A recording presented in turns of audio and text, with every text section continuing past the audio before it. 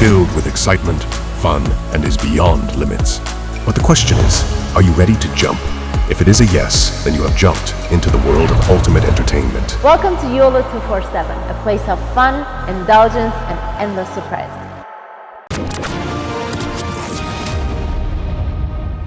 मूसा अबू मजरूक ने एक इंटरव्यू दिया है रशिया टुडे आरटी को।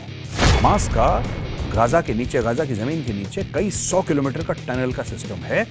ये फिलिस्तीनियों के लिए थोड़ा ना है, ये तो जो हमारे हमास के आतंकी हैं उनके लिए टनल्स हैं, उनको बचाने के लिए। जय हिंद दोस्तों, मैं हूं मेजर गौरवारी और आप देख रहे हैं आज की ताजा तरीन खबरें। अच्छा दोस्तों, स्टोरी ये है कि जो कनाडा बेस्ड सिंगर है शुभ ने फिर ये पहले से ये रिपीट ऑफेंडर है। पहले इसने भारत का मैप इंस्टाग्राम पे डाला था जिसमें ऊपर का हिस्सा था ही नहीं और इसने बोला प्रे फॉर पंजाब। अब पता नहीं उसका क्या मतलब था, और जब इसने प्रे फॉर पंजाब बोला फिर ये बड़ा हड़बड़ाया और फिर इसने बोला कि नहीं मैं तो भारत का रहने वाला हूं और भारत की बात सुनाता हूं और भारत से बड़ा प्यार करता हूं, I was born in India etcetera etcetera. अब ये कनेडियन सिटीजन है। तो ये वो मैटर अभी ठंडा ही हुआ था कि अब इसने लंदन की शो में एक हुडी पहनी और हुडी में फोटोग्राफ जो थी सामने वो थी पूर्व प्रधानमंत्री श्रीमती इंदिरा गांधी जी की, और सतवंत सिंह और बीएन सिंह उनकी हत्या कर रहे हैं, उनका असैसिनेशन कर रहे हैं। ये फिर इसने बोला कि लोग पता नहीं क्यों मेरे ऊपर उंगलियां उठाते हैं और मैं तो मेहनत कर रहा हूं, मेरी टीम मेहनत कर रही है, लेकिन आप हेट मत करें और आप ये मत करें। ये सब देखिए, मैं आपको बताता हूं, ये जो पूरा मामला है ना खालिस्तानियों का, खासतौर से शुभ का, इसका मामला क्या है? गलत काम करो बच्चा बन जाओ, गलत काम करो ना समझ बन जाओ कि मुझे तो पता ही नहीं, मुझे समझ में नहीं आ रही ये बात। तो ये सब करके ये लोग बातें करते हैं। अब इनको टैकल कैसे करना है, मैं आपको let's come to the brass tacks कि बॉस इनको टैकल कैसे करना है। टैकल इस प्रकार से करना है दोस्तों इनको कि इनका रिश्ता भारत से तोड़ना है, हर प्रकार का। सिर्फ ऐसा नहीं कि भारत आ जा सकें, सिर्फ उसकी बात नहीं कर रहा मैं कि आप इनको बोलें कि आप भारत के अंदर घुस ना सकें, ये सब ना, ये भारत पैसे ना भेज सकें, पहली चीज। इनके रिश्तेदारों के ऊपर सर्वेलेंस हो 24/7, इनके मोबाइल फोन का, इनके ईमेल का, किसी भी प्रकार का जिससे टच में वो हो। इनके बैंक अकाउंट्स का सर्वेलेंस हो भारत के अंदर जो भी है। इनका जो भी कंटेंट है, जो ये रिकॉर्डिंग करते हैं अपनी म्यूजिक की, वो भारत में किसी भी प्रकार, चाहे आप बोलें कि ये फेसबुक पे, ट्विटर पे, यूट्यूब पे, इंस्टाग्राम पे, ये किसी भी फॉर्मेट पे ना चल पाए। और दोस्तों एक और चीज, जो इंफॉर्मेशन एंड ब्रॉडकास्टिंग मिनिस्ट्री है, उसको एक मैसेज दे देना चाहिए। जितने भी एंटरटेनमेंट प्लेटफॉर्म्स हैं, जितने भी सोशल मीडिया के प्लेटफॉर्म्स हैं, जितने भी ये प्रोग्राम्स ऑर्गेनाइज करवाते हैं, सबको कि ये सिंगर बैंड हैं, आप इनको भारत में ना ला सकते हैं, ना इनका म्यूजिक प्ले कर सकते हैं। ठीक है, इनके इंडिया में ट्विटर अकाउंट और इंस्टाग्राम अकाउंट ब्लॉक करवाइए।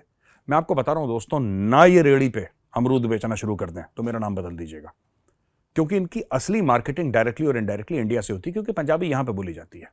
ठीक है, थोड़ी बार पाकिस्तान में भी बोली जाती है, ऐसी बात नहीं है, लेकिन जो इनके फैंस हैं, सुनने वाले हैं, वो यहाँ पे हैं। बहुत ज़रूरी है, एपी ढिल्लों है, ये शुभ है और जैजी बी है, ये जितने भी खालिस्तानी सिंगर्स हैं ना, इनको सबक सिखाने का एक ही तरीका है। भारत से इनका हर किस्म का रिश्ता, वो डिजिटल हो, वो स्पॉटिफाई के थ्रू हो, वो इंस्टाग्राम के थ्रू हो, भारत से हर प्रकार का इनका रिश्ता काट दो, ये अपने आप लाइन पे आ जाएंगे। ठीक है, देखिए दोस्तों, ऐसा है ना कि लोग कहते हैं कि साहब ये तो आर्टिस्ट हैं, इनको क्या पता। आर्टिस्ट भी इतने भोले नहीं होते, आर्टिस्ट भी इंसानी हैं, और जो तनाव आपके और मेरे दिल में है वो तनाव इनके भी दिल में है। राइट? एक और चीज मैं आपको बताता हूं, ये जैसे शुभ जैसे आर्टिस्ट होते हैं ना, अब लोग लाखों करोड़ों रुपए इनको देते हैं, इनकी फीस है, टिकट की सेल्स हैं, ये फलाना। क्या ये नहीं हो सकता कि खालिस्तानियों को फंड कर रहे हो? क्या ये नहीं हो सकता कि परसेंटेज ऑफ अर्निंग्स इतनी मैंने दे दी खालिस्तान के लिए? सब कुछ हो सकता है, इसका इन्वेस्टिगेशन, मैं ये नहीं कह रहा ये है, मैं कह रहा हूं हो सकता है, इसलिए बहुत जरूरी है कि इनका इन्वेस्टिगेशन पूर्ण रूप से हो। दोस्तों दूसरी खबर यह है कि हमास के बड़े सीनियर लीडर हैं, इनका नाम है मूसा अबू मजरूक। मूसा अबू मजरूक ने एक इंटरव्यू दिया है रशिया टुडे आरटी को, इसकी अरबिक न्यूज सर्विस है, उसको इन्होंने इंटरव्यू दिया है। और इंटरव्यू के अंदर मूसा अबू मजरूक ने क्या बोला? उन्होंने ये बोला, जब इंटरव्यूअर ने उनसे पूछा कि साहब आपका तो पूरा एक टनल का सिस्टम है नीचे, हमास का गाजा के नीचे, गाजा की जमीन के नीचे कई 100 किलोमीटर का टनल का सिस्टम है। तो आप क्यों नहीं, जो फिलिस्तीनी परेशान हैं, फिलिस्तीनी कह रहे हैं कि इजरायली बमबारी कर रहे हैं, यहूदी बमबारी कर रहे हैं, तो उनसे बचाने के लिए अपने टनल्स के अंदर आप फिलिस्तीनियों को क्यों नहीं ले लेते? उनकी जान बच जाएगी। आप ऐसा क्यों नहीं करते?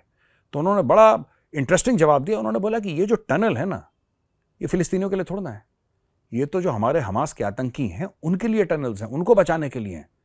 तो फिर इंटरव्यूअर जो था उसने बड़े अचंभे से पूछा, फिर जनाब एक बात बताइए, फिर इनकी जिम्मेदारी किसकी होगी जो फिलिस्तीनी है?